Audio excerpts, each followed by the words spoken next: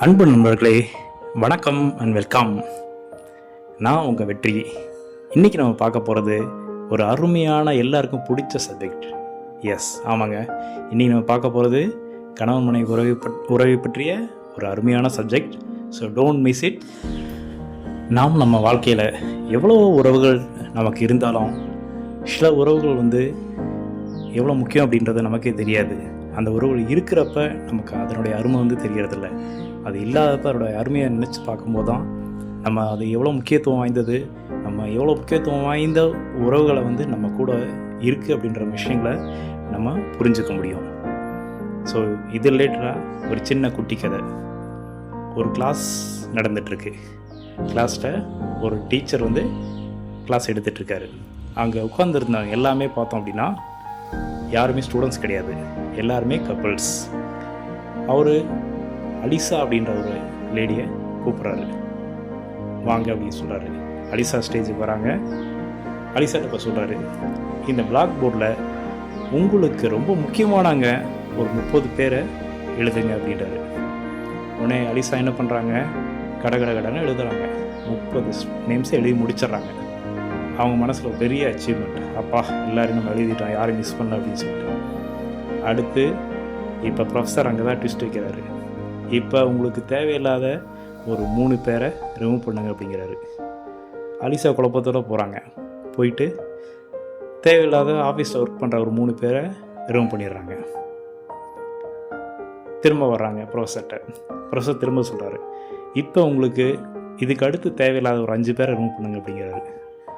அலிசா திரும்ப குழப்பத்தோடு போய் அடுத்து வர்ற 5 பேரை ரிமூவ் பண்ணிடுறாங்க. இப்படியே ப்ரொஃபஸர் சொல்ல அவங்க பேரை ரிமூவ் பண்ணிட்டே வர்றாங்க.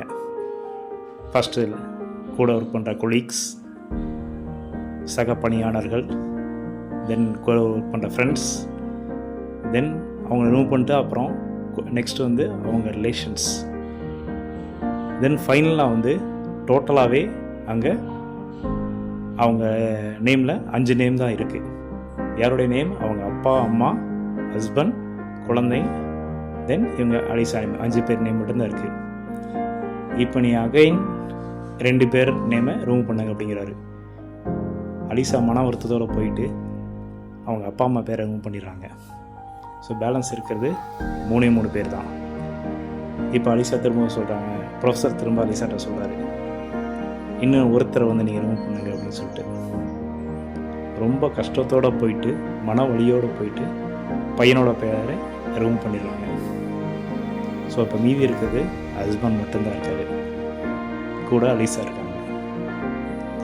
இப்போ திரும்ப ப்ரொஃபஸர் கேட்குறாரு, ஏன் நீங்கள் கூட ஒர்க் பண்ணுற ஒர்க்கர்ஸ் ரிமூவ் பண்ணீங்க அப்படின்னு. இல்லை, ஒர்க்கர்ஸ் இல்லைன்னா கூட நான் இன்னொரு கம்பெனி போயிட்டு நான் இன்னொன்று ஒர்க் பண்ணி கொலீக்ஸை நாங்கள் செலக்ட் பண்ணிக்க முடியும் அப்படின்றாங்க. தென் ஒய் ரிலேஷன்ஸ் நீங்கள் ரிமூவ் பண்ணீங்க அப்படின்றாங்க. என் ரிலேஷன்ஸ் இன்றைக்கி இருக்காங்க, நாளைக்கு ஃபைட் பண்ணுவாங்க, போவாங்க, வருவாங்க, but I can able to manage அப்படின்றாங்க. ஓகே, தென் உனக்காக கஷ்டப்பட்டவங்க பேரண்ட்ஸ், அவங்களே ரிமூவ் பண்ணீங்க அப்படின்றாங்க. எனக்கு கஷ்டப்பட்டவங்க இருந்தாலும் கூட ஓவர் பீரியட் அவங்க என்னை விட்டு போயிடுவாங்க.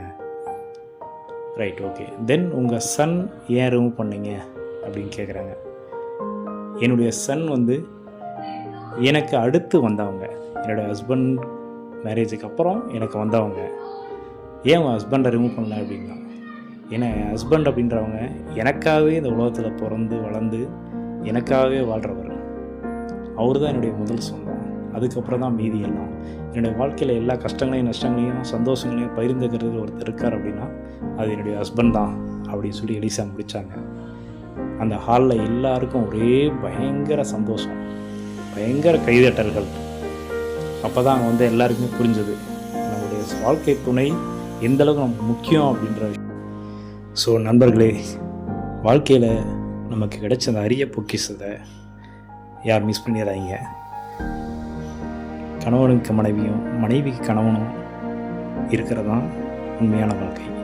அவனுக்காக விட்டு கொடுத்து போகிறது தான் உண்மையான வாழ்க்கை. ஸோ எல்லோரும் நம்ம புரிஞ்சுக்கணும், ஹாப்பியாக வாழணும். பை பை ஃப்ரம் வெற்றி. தேங்க்யூ.